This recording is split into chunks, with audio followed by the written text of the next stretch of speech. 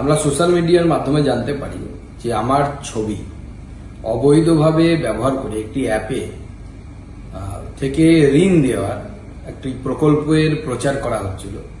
স্বাভাবিকভাবে আমি জেলার পুলিশ সুপারকে চিঠি দিয়ে জানিয়েছি, আমার তরফ থেকে আমার এপিএস জানিয়েছে এবং আমি দেখেছি ওই অ্যাপগুলোতে শুধু আমি নয়, ভারতবর্ষের বিভিন্ন মন্ত্রী, বিভিন্ন মুখ্যমন্ত্রীরও ছবি নিয়ে তারা এই ধরনের অপপ্রচার করছে এবং তারা লোন দেওয়ার প্রতিশ্রুতি দিচ্ছে কম ইন্টারেস্টে বা কম লায়াবিলিটিস দিয়ে।